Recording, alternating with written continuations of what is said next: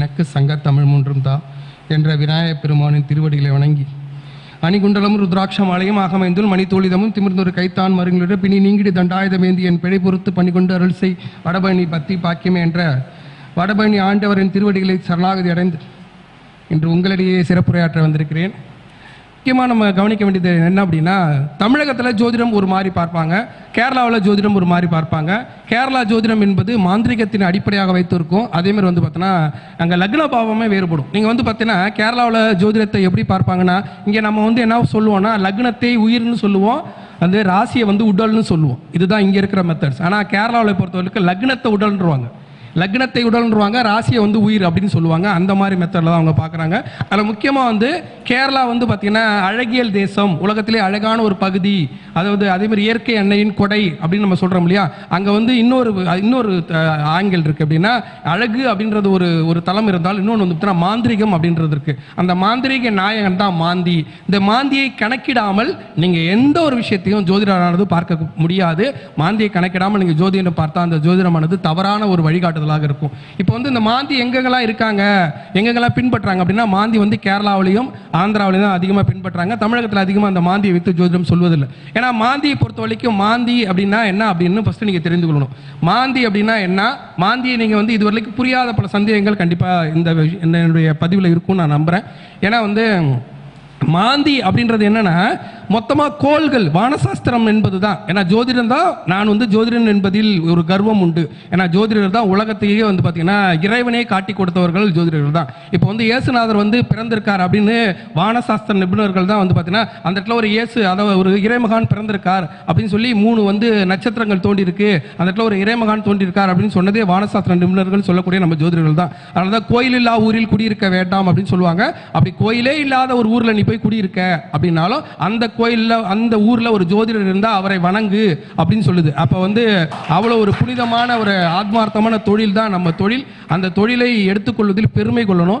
அதுல வந்து பார்த்தீங்கன்னா ஏன்னா வந்து ஒரு மனிதனானப்பட்டவன் எவ்வளவு பெரிய மனிதனாக இருக்கலாம், முதலமைச்சராக இருக்கலாம், அதே மாதிரி வந்து பார்த்தீங்கன்னா ஒரு பெரிய அதிகாரியா இருக்கலாம். ரெண்டு இடத்துல தான் தலை வணங்கி உட்கார்ந்துருப்பாங்க. ஒன்று வந்து பார்த்தீங்கன்னா மூடி வெட்டுற இடம், இன்னொன்று நம்ம ஜோதிடர்கள் நம்மகிட்ட வந்து தலை வணங்கி ஐயா சொல்லுங்க ஐயா, வாழ்க்கையை சொல்லுங்க ஐயான்னு சொல்லுவாங்க. அப்படி ஒரு பெருமைக்குரிய தொழில் தான் வந்து இந்த ஜோதிட தொழில். அந்த ஜோதிட தொழிலில் வந்து பார்த்தீங்கன்னா நீங்கள் ரொம்ப அவங்க வாழ்க்கையை நம்மகிட்ட எடுத்துகிட்டு வராங்க, அதை நம்ம ரொம்ப தெளிவாக கணக்கிடணும். அங்கே எதையாவது மிஸ்டேக் பண்ணிட்டோம்னா அவங்க வாழ்க்கை கெட்டு போயிடும். அதனால் ரொம்ப கவனமாக இருக்கணும். இதில் இந்த மாந்தி அப்படின்றது என்ன அப்படின்னு நம்ம புரிந்து கொள்ளணும். அப்படின்னா மாந்தி என்பவர் வந்து பார்த்தீங்கன்னா வானசாஸ்திரத்தில் வந்து பார்த்தீங்கன்னா கோள்கள் அப்படின்னு நம்ம சொல்கிறோம், இங்கே வந்து நம்ம கிரகங்கள் சொல்கிறோம். இதில் மொத்தம் 9 கோள்கள் தான் இருக்குது. இந்த 9 கோள்களில் சனீஸ்வர பகவான் கோளுக்கு மட்டும் ஒரு வட்டம் உண்டு. நீங்கள் வேணால் சனீஸ்வர பகவானுடைய அந்த வானசாஸ்திரத்தில் எடுத்து பார்த்தீங்கன்னா சனீஸ்வர பகவான் கோளில் வந்து பார்த்தீங்கன்னா ஒரு நீள் வட்டமானது இருக்கும். அந்த வட்டம்னு சொல்லக்கூடிய எதுக்கு வந்து ஒரு பேர் வச்சாங்க வானசாஸ்திரர்கள், புரியுதுங்களா? அதை வந்து அவர்கள் வட்டம்னு எடுத்துக்கிட்டாங்க, நாம வந்து மாந்தின்னு எடுத்துக்கிறோம். இந்த மாந்தி வந்து பார்த்தீங்கன்னா 2 வகையாக நீங்க எடுத்துக்கலாம். சூரிய உதயத்தை கணக்கிட்டு தான் மாந்தியை நம்ம கணக்கிடுறோம். அப்ப பகல் பொழுது சூரிய உதயம், காலை பொழுது சூரிய உதயத்தை வந்து பார்த்தீங்கன்னா குளிகன் அப்படின்னு ஒரு சாராரும், இரவு பொழுது அதாவது அஸ்தமனம் சூரிய உதயத்திலிருந்து கணக்கிட சூரிய உதயத்தில் பிறந்த குழந்தைகளை வந்து கணக்கிடுறத வந்து குளிகன் அப்படின்னும், அதே மாதிரி சூரிய அஸ்தமனத்தில் பிறந்த குழந்தைகளை வந்து மாந்தி அப்படின்னு கணக்கிட்டாங்க. இதுல வரலாற்று உண்மைகள் என்ன அப்படின்னா, இந்த குளிகன் எப்படின்னா, குளிகன் வந்து பாத்தீங்கன்னா சனி பகவானுக்கும் நீலாதேவிக்கும் பிறந்த குழந்தை, அதுக்கு பேரு குளிகன். ஆனா அந்த மாந்தி வந்து மரணத்தை தோற்றுவிக்கிறதுக்காக இறைவன், அதாவது சனி பகவானால் படைக்கப்பட்டவர். இப்ப ராவணேஸ்வரர் என்ன பண்றாரு அப்படின்னா, இலங்கையை ஆண்டுட்டு இருக்காரு. அவருக்கு வந்து சிவபெருமான் வந்து ஈஸ்வர பட்டம் கொடுத்த ஒரே மாமன்னன் வந்து ராவணேஸ்வரர் தான். அப்ப ஈஸ்வர பட்டம் கொடுத்த அந்த ராவணேஸ்வரர் வந்து நவகிரகங்கள் எல்லாத்தையும் கட்டுப்படுத்துறாரு. 9 நவகிரகங்களே கட்டுப்படுத்துறாரு. அப்ப அந்த நவகிரகங்களே கட்டுப்படுத்தி ஆட்சி செஞ்சுட்டு இருக்காரு. அவருக்கு வந்து ஒரு குழந்தை பிறக்குது, இந்திரஜித் பிறக்கிறான். அப்படி இந்திரஜித் பிறக்கும் போது வந்து பார்த்தீங்கன்னா என்னுடைய குழந்தைக்கு எல்லா கோள்களும் நன்மையை செய்யக்கூடிய கோள்களாக மட்டும் இருக்கணும். அப்ப நவகிரகங்களையும் நான் ஆள்றேன், அப்ப நீங்க வந்து அவங்கவுங்க யாரெல்லாம் எந்தெந்த இடத்துல இருந்தா நல்லது செய்வீங்க அப்படின்னு சொல்லி அந்தந்த இடத்துல போய் உட்காந்துக்கோங்க அப்படின்னு சொல்றாரு. அதே மாதிரி 11ஆம் இடத்துல சனீஸ்வர பகவான், 11ஆம் இடத்துல சனீஸ்வர பகவான் இருந்தா எந்த கெடுபலனும் செய்ய மாட்டார், நன்மையை தான் செய்வார். அப்ப நீ போய் 11ஆம் இடத்துல உட்காந்துக்கோ அப்படின்னு சொன்ன உடனே அவர் உட்காந்துக்கிறாரு. என்னடா இப்படி இவனை இந்த பாடுபடுத்துறான், ஏன்னா வந்து நவகிரகங்களை படியாக போட்டு அது மேல ஏறி போய் நடந்து போய் அரியணையில் உட்காருவார். நவகிரகங்களை படியாக போட்டு அது மேலே ஏறி போய் வந்து இவர் அரியணையில் உட்காரக்கூடிய அவ்வளோ ஒரு, அதாவது திறமைசாலி ஆனால் கர்வம் பிடித்தவர். அதனால வந்து அப்படி இருக்கும்போது இவனே இந்த பாடுபடுத்துறான். இவனுக்கு ஒரு குழந்தை பிறந்து நாம எல்லாரும் நல்ல இடத்துல போய் உட்காந்துக்கிட்டோம்னா அவன் என்ன பாடுபடுத்துவான் அந்த உலகத்தை அப்படின்னு சித்திக்கிறார் சனீஸ்வர பகவான். அதனால என்ன பண்றாரு, அந்த அலட்சியத்தோட போய் 11ஆம் இடத்துல நிற்கிறாரு. அப்ப நிற்கும் போது சனி பகவானுக்கு ஒரு பெரிய காரகத்துவம் உண்டு. எப்படின்னா, அந்த செந்தில் கூட ஒரு படத்தில் நடிச்சிருப்பாரு. அப்படின்னா அவர் இந்த கால் எடுத்து வைப்பார். கால் எடுத்து வைக்கிற இடத்தெல்லாம் பாழா போயிடும். அந்த மாதிரி ஒரு படத்தில் வந்து காமெடி ரோலில் நடிச்சிருப்பார். அதே மாதிரி வந்து பார்த்தீங்கன்னா அந்த சனி பகவான் கால் பட்ட இடம் வந்து நாசமாகப்படும், சர்வநாசம் அப்படின்றதான் சனி பகவானுடைய குணம். ஏன்னா சனி கெடுபலனை அதிகமாக தரக்கூடியவர். குரு பகவான் எப்படி நல்ல பலனை தருவாரோ அது மாதிரி சனி கெடுபலனை தரக்கூடியவர். அப்போ என்ன பண்ணுறாருன்னா, சனி பகவான் போய் 11ஆம் இடத்துல அலட்சியமாக நிற்கிறார். அலட்சியமாக நிற்கும் போது அவரோட கால் 12ஆம் இடத்துல விரயஸ்தானத்தில் பட்டுருது. விரயஸ்தானத்தில் பட்ட உடனே இதை பார்த்துட்டு கோபம் அடைஞ்ச ராவணன் என்ன பண்ணுறாரு, அந்த காலை வெட்டிடுறாரு. அந்த காலோட வெட்டுப்பட்ட கால் வந்து லக்னத்தில் ஃபஸ்ட்டு விழுந்துருது. லக்னத்தில் விழுந்த உடனே அந்த ஜாதகருக்கு, அந்த இந்திரஜித்துக்கு கெடுபலன் ஆரம்பமாகுது. அப்போ அந்த வெட்டுப்பட்ட கால் விழுந்த இடத்தை அந்த சனீஸ்வர பகவான் அந்த அவருடைய அந்த கால் வெட்டுப்பட்ட அந்த குருதியிலேருந்து தோன்றியதான் மாந்தி அப்படின்னு ஒரு சாரார் சொல்றாங்க. இன்னொரு சாரார் என்ன சொல்றாங்கன்னா, சனி பகவான் வந்து கெடுபலனை கொடுத்துக்கிட்டே இருக்காரு. அப்போ வந்து அவராலையும் கெடுபலனை கொடுக்க முடியாத ஒரு ஆள் அப்படின்னா ராவணன் தான். அந்த ராவணன் என்ன பண்றாருன்னா, படியா ஏறி உட்கார்ந்து இவரை வந்து படியில வந்து நவகிரகங்களை வச்சு அது மேல ஏறி போய் ஆட்சி செய்யறாரு. அந்த நவகிரகங்கள் ஆட்சி செய்யும் போது நாரதர் வந்து, என்னப்பா இப்படி பண்றான், இவனை எப்படி அழிக்கிறது, போர்ல இவனை அழிக்கணுமே அப்படின்னு நினைக்கும் போது நாரதர் என்ன சொல்லிடுறாருன்னா, எப்ப நீ எல்லாம் ஓகே, சனி பகவானை மட்டும் நீ நிமிந்து படுத்துரு, ஏன்னா சனி பார்வைக்கு கெடு பலன் அதிகம், அதனால நீ நிமிந்து படுத்துருனோடனே இதை போய் என்ன சொல்றாரு, ராவணன்டே சொல்றாரு, எல்லாரும் ஓகே, ஆனா இந்த சனி பகவான்லாம் திமிரு பிடிச்சவன், அவனெல்லாம் நிமித்தி போட்டு அவன் நெஞ்சில மிதி அப்படின்னு சொல்லி சூழ்ச்சியா சொல்றாரு நாரதர். ஏன்னா நாரதர் கழகம் நன்மையில் முடியும். அப்படி சூழ்ச்சியா சொல்லும் போது என்னாச்சு அப்படின்னா, இவர் நிமிந்து படுக்கிறாரு, இவர் நெஞ்சில மிதிக்கிறாரு, அவரோட பார்வைப்படுது. அப்ப ராவணனோட அழிவு தொடங்குது. அப்போ அந்த நேரத்தில் வந்து பார்த்தீங்கன்னா இவர் வந்து தன்னுடைய அழுக்கை எடுத்து ஒரு உருவமாக்குறாரு. அந்த உருவத்திற்கு பேர் மாந்தின்னு கொடுக்குறாரு. அப்போ சனீஸ்வர பகவானுக்கும் நீலாதேவிக்கும் பிறந்த குழந்தை குளிகன், அதில் பகலில் பிறந்த குழந்தைக்கு நம்ம கணக்கிடணும், புரியுதுங்களா? அதுக்கு அடுத்து வந்து பார்த்தீங்கன்னா சனீஸ்வர பகவானோட உதிரத்தில் இருந்தோ அழுக்கில் இருந்தோ தோன்றிய அழிவை தரக்கூடிய ஒரு மனிதனுக்கு மரணத்தை தரக்கூடிய கிரகம் மாந்தி அப்படின்னு நம்ம புரிந்து கொள்ளணும். அப்ப ஜாதகத்துல மரணத்தை கணிக்கக்கூடிய கிரகம் மாந்தி தான். அதனாலதான் கேரளாவில் அந்த மாந்திக்கு ரொம்ப முக்கியத்துவம் தருது. இந்த மாந்திங்கிறது மாந்திரிகத்துக்கும் முக்கியத்துவமானது. அப்ப மாந்திரிகத்துக்கும் முக்கியத்துவமானது என்ன அப்படின்னா மாந்தி தான். இதை நீங்க எப்படி கணக்கிடணும்னா, இப்ப நம்ம செவ்வாய் தோஷம் கணக்கிடலாம். செவ்வாய் தோஷம் கணக்கிடும் போது என்ன பண்ணுவோம், லக்னத்துக்கு கணக்கிடுவோம், அதே மாதிரி ராசிக்கு கணக்கிடுவோம், அதே மாதிரி வந்து பார்த்தீங்கன்னா சுக்கிரனுக்கு எத்தனாம் இடத்துல செவ்வாய் இருக்குன்னு கணக்கிடுவோம். இது வந்து செவ்வாய் தோஷம் கணக்கிடும் போது. அதே மாதிரி கலஸ்திர தோஷம் கணக்கிடும் போது எப்படி கணக்கிடுவோம், லக்னத்துக்கு கணக்கிடுவோம். அதுக்கடுத்து சந்திரா லக்னம், சந்திரனுக்கு கணக்கிடுவோம். அதுக்கடுத்து சுக்கிரனுக்கு எத்தனாம் இடத்துல செவ்வாய் இருக்கு அப்படின்னு கணக்கிடுவோம். இது கலசர தோஷத்தை கணக்கிடும் போது.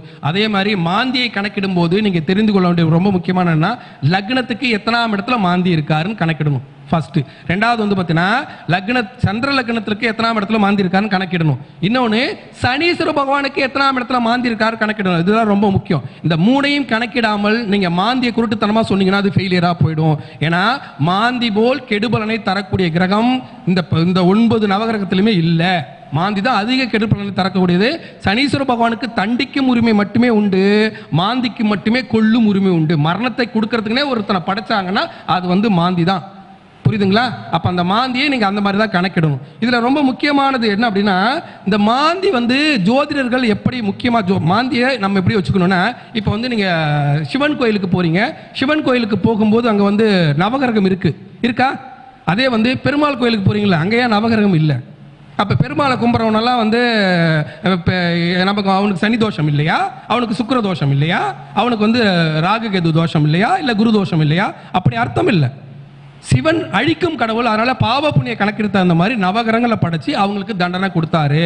பெருமாள் காக்கும் கடவுள், அதனால என்ன பண்றாருன்னா 9 கிரகம், அதை வந்து வானசாஸ்திரத்தில் கோள்கள்னு சொல்றாங்க, நம்ம கிரகம்னு சொல்றோம். அந்த 9 கிரகம் அதோட சனீஸ்வரனோட புள்ளியாக இருக்கக்கூடிய மரணத்தை குடிக்கக்கூடிய மாந்தியோட சேர்த்து 10 கிரகம். அந்த 10 கிரகத்துக்கும் 10 அவதாரம் எடுத்தார். 9 அவதாரம் எடுக்கல. அப்ப கோள்கள் எத்தனையாக நீங்க கணக்கிடணும், 10ஆக நீங்க கணக்கிடணும், புரியுதுங்களா? அந்த 10வது அவதாரமாக இருக்கக்கூடிய கல்கி அவதாரத்தை இன்னும் விஷ்ணு பெருமான் எடுக்கல. அதை எப்படி மறைச்சி விளையாடுறாரோ அதே மாதிரி ஜாதகம் பார்க்க வரும்போது இந்த மாந்தி ரகசியத்தை சொல்லிட்டீங்கன்னா நீங்க ஃபெயில் ஆயிடுவீங்க. மாந்திங்க போனாருங்க, அங்க போனாருங்க, அதனால உங்களுக்கு வாழ்க்கை கெட்டு போச்சுன்னு நீங்க சொல்லவே கூடாது. மாந்தியோட ரகசியத்தை மனசுல வச்சுட்டு விளையாண்டீங்கன்னா நீங்க பெரிய ஜோசியர். மாந்தி ரகசியத்தை மனசுல வச்சு விளையாடணும், அதுதான் ஜோசியரோட வித்தை. நான் சொல்றது புரியுதுங்களா? நான் இது எப்படி வந்துச்சுன்னா சொல்லக்கூடாது, மற்ற கோள்கள் விஷயங்களை சொல்லுங்க. மாந்தி ரகசியத்தை நீங்க வந்து பார்த்தீங்கன்னா மனசுல வச்சு தான் விளையாடணும். ஒரு நாள் என்பது வந்து பார்த்தீங்கன்னா மொத்தம் 24 மணி நேரம், 60 நாழிகை. இந்த 60 நாழிகை வந்து பார்த்தீங்கன்னா 24 மணி நேரம் கணக்கிடுறோம். அப்ப மொத்தமா கோள்கள் எத்தனை? 9. அந்த 9 கோள்கள்ல 7 கோள்களுக்கு மட்டுமே நம்ம வந்து முழு நேரத்தை கொடுக்குறோம். ஒரு கோளுக்கு 3 மணி நேரம். அப்ப 7 3 21 முடிஞ்சு போச்சா?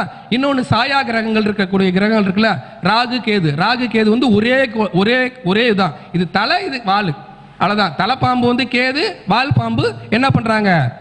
ராகு. அப்ப இது ரெண்டுக்கும் 1.5 மணி நேரம். அதனாலதான் ஒரு நாளைக்கு 1.5 மணி நேரம் ராகு கேது. இப்ப இந்த ராகு காலம்னு சொல்றோம். அப்ப கேது காலம் எங்க போச்சு? அந்த கேது காலங்கிறதா யமகண்டம். புரியுதுங்களா? கேது காலங்கிறதா யமகண்டம். அப்ப அதுக்கு 1.5 மணி நேரம் ஒதுக்குறோம்ல. அப்ப மொத்தமா 24 மணி நேரத்தை கணக்கிடுறோம். ஆனா அந்த 24 மணி நேரத்திலும் கட்டுப்படாத நேரம். மாந்திக்கு ஏதாவது நேரம் ஒதுக்குறாங்களா? இல்ல. குளிகனுக்குன்னு நேரம் ஒதுக்குவாங்க. ஏன்னா நல்ல விஷயங்களை செய்யறதுக்காக குளிகனுக்குன்னு நேரம் ஒதுக்குவாங்க. அதே சமயத்தில் வந்து பார்த்தீங்கன்னா மாந்திக்கு நேரம் ஒதுக்க மாட்டாங்க. அப்ப நீங்க நாள் கணக்கிடுங்கள, நல்ல நேரம் கணக்கிடும் போது குளிகனை எடுத்துக்கொள்ளலாம். பகலில் பிறந்தாங்க இல்லையா, பகல், அதாவது சனீஸ்வர பகவானுக்கும் நீலாதேவிக்கு பிறந்த புத்திரனாக இருக்கார் இல்லையா, புத்திரனாக இருக்கக்கூடிய குளிகனை நல்ல விஷயத்துக்கு, ஒரு நகை அணிவதற்கு, புரியுதுங்களா, அந்த மாதிரி நல்ல விஷயத்துக்கு குளிகனை பயன்படுத்தலாம். ஆனா மாந்தியை பயன்படுத்த முடியாது. புரியுதுங்களா? அதனாலதான் குளிகனுக்குன்னு ஒரு 1.5 மணி நேரம் டெய்லி கேலண்டர்ல நமக்கு கொடுக்குறாங்க. நான் சொல்றது புரியுதா? மாந்திக்குன்னு நேரம் கொடுக்க மாட்டாங்க. மாந்திக்குன்னு திசாபுத்தி இல்லை, மாந்திக்குன்னு நேரம் இல்லை. மாந்தி வந்து பாத்தீங்கன்னா சூரியனை அடிப்படையாக வைத்து, இப்ப வந்து சனீஸ்வர பகவான் வந்து சூரியனோட புள்ள அப்படின்னு சொல்றான். அப்ப மாந்தி வந்து சனீஸ்வர பகவானோட புள்ளன்னு சொல்றான். அப்ப சூரியனுக்கு அவர் என்ன வேணும்? பேரன் வேணும். அப்ப அந்த பேரன் வந்து சூரிய பகவானை அடிப்படையாக வைத்து தான் கணக்கிடுறோம். புரியுதுங்களா? அப்ப சூரிய பகவானை அடிப்படையாக வைத்து கணக்கிட்டு அதை நாம வந்து ஜாதகத்துல நம்ம குறிச்சு வச்சுக்கணும். குறிச்சு வச்சு அந்த வித்தையை வச்சுதான் நம்ம விளையாடணும். அதுதான் நம்மளுடைய திறமை. புரியுதுங்களா? அப்ப இந்த மாந்தி என்னென்னலாம் பண்ணுவாரு அப்படின்னு சொல்லணும். மாந்தியோட தோஷம் ஃபர்ஸ்ட் என்ன, எதனால அந்த மாந்தி தோஷம் ஏற்படுது அப்படின்னு நம்ம பார்க்கணும். அப்படின்னா பிரேத தோஷத்தை கொடுப்போர் மாந்தி. ஒரு பிரேதம், அதாவது ஒருத்தர் இறந்துட்டாரு, ஒருத்தர் வந்து கடன் தரணும் அவருக்கு.